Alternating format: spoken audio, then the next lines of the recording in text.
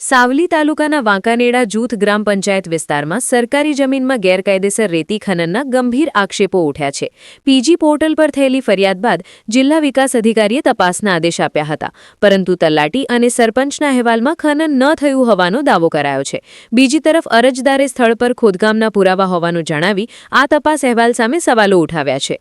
લીમડાના મુવાડા અને વાંકાનેડા ગામની સીમમાં થયેલા ખનન મામલે હવે ઉચ્ચ સ્તરીય તપાસની માંગ પ્રબળ બની છે। રિપોર્ટર અંકિત પરમાર, સાવલી।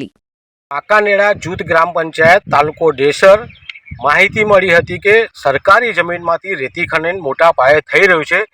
તે સમય દરમિયાન પીજી પોર્ટલ પર ફરિયાદ દાખલ કરી હતી અને ફરિયાદ દાખલ જ્યારે કરી તેના જવાબમાં સરપંચ અને તલાટી કમ મંત્રી દ્વારા પંચક્યાસ કરીને માહિતી આપવામાં આવી છે, જવાબ આપવામાં આવ્યો છે કે આવું કોઈ રેતી ખનન થતું નથી અને થઈ રહ્યું નથી।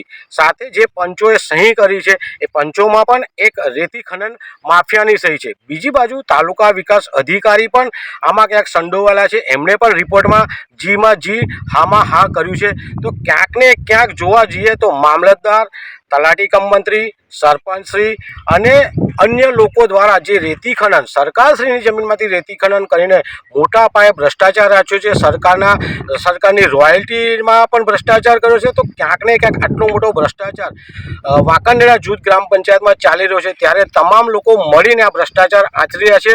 આગામી દિવસોમાં અમે કલેક્ટર સાહેબને આ બાબતની રજૂઆત કરીશું અને જે પણ જવાબદાર હોય, સરપંચ હોય, તલાટી કમ મંત્રી હોય, તાલુકા વિકાસ અધિકારીઓ કે મામલતદાર હોય, તમામની સામે કાયદેસરના પગલાં ભરે તેવી અમારી માંગ છે।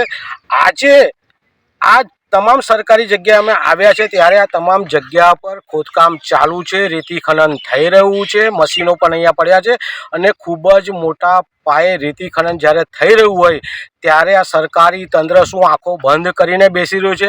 શું સરપંચ રૂપિયા કમાઈ રહ્યા છે, તલાટી રૂપિયા કમાઈ રહ્યા છે, મામલતદાર કે તાલુકા વિકાસ અધિકારી રૂપિયા કમાય છે?